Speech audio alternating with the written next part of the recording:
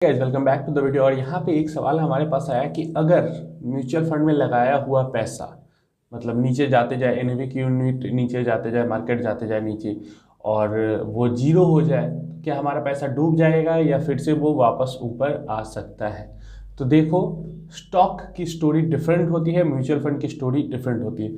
Stock के अंदर आपका पैसा जीरो हो सकता है, लेकिन म्यूचुअल फंड के अंदर आपका पैसा जीरो नहीं हो सकता। म्यूचुअल फंड के अंदर पैसा जीरो होने का मतलब आप समझ रहे हैं कि जैसे म्यूचुअल फंड में मिनिमम भी होती है तो 25 से 30 कंपनी तो होती ही है, और म्यूचुअल फंड के अंदर पैसा जीरो होने का मतलब है उस 30 कंपनीज का पूरा बंद हो जाना, मतलब डेड हो गई वो 30 की 30 कंपनीज, मिनिमम बता रहा हूँ, नहीं तो 50-60 कंपनीज होती हैं नॉर्मल म्यूचुअल फंड्स के अंदर में। और ये आप सोच लो कि ये 30 कंपनी जो मैं अगर बात करते हैं मिनिमम भी, तो 30 की 30 कंपनी बंद हो जाएगी क्या? ऐसा नहीं होता है। 30 की 30 कंपनी एक बार में बंद नहीं हो सकती। तो म्यूचुअल फंड के अंदर आपका पैसा जीरो हो ही नहीं सकता है।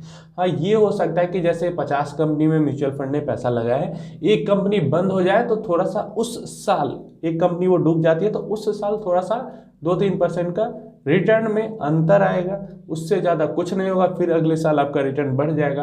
तो म्यूचुअल फंड के अंदर में किसी भी व्यक्ति को, अगर आपको इन्वेस्टर को डर लग रहा है कि क्या पैसा जीरो हो जाएगा तो फिर कैसे पैसा डूब जाएगा मेरा, क्या होगा, तो जीरो इन्वेस्टर्स का पैसा म्यूचुअल फंड के अंदर में बिल्कुल भी नहीं होता है। अगर आप एक पर्टिकुलर स्टॉक के अंदर इन्वेस्ट करते हैं, एक ही स्टॉक के अंदर, मान लो रिलायंस बहुत बड़ी कंपनी है, कभी फेल नहीं होगी, आपने उसके अंदर 10 लाख रुपए इन्वेस्ट कर दिए, अगर वो कंपनी बंद हो जाती है किसी भी रीजन से, कोई लीगल इशू के कारण या कुछ भी रीजन हो जाए और वो बंद हो जाती है, तो आपका पैसा जीरो हो गया। लेकिन म्यूचुअल फंड के अंदर में अगर एक लार्ज कैप फंड लेते हो तो उसके अंदर रिलायंस भी है, एचडीएफसी भी है, टीसीएस भी है, इन्फोसिस भी है, एचसीएल टेक है, डी मार्ट है, बहुत सारी कंपनीज है। तो इन सारी कंपनीज का एक साथ फेल हो जाना, समझ रहे हैं, इसका मतलब इंडिया की इकोनॉमी बैठ जाएगी, ऐसा नहीं हो सकता।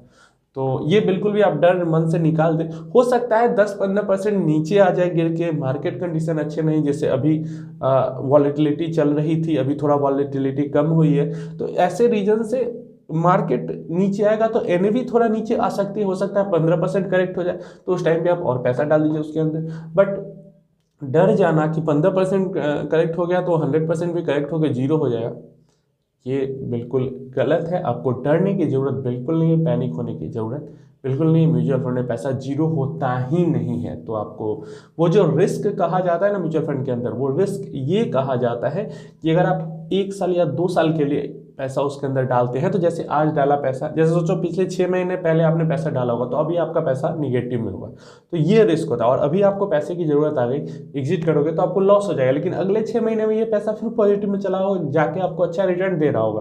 तो ये रिस्क ये होता है कि आप पैसा डालकर और तुरंत सोचोगे कि बहुत गेन हो जाए और निकल जाए, तो ऐसा नहीं होता है। लॉन्ग टर्म में हमेशा इक्विटी में, म्यूचुअल फंड में आपको प्रॉफिट होगा, शॉर्ट टर्म के अंदर में आपको प्रॉफिट भी हो सकता है, लॉस भी हो सकता है।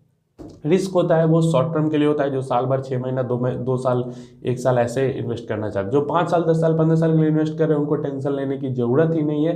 एकदम पैसा डालो और टेंशन फ्री रहो।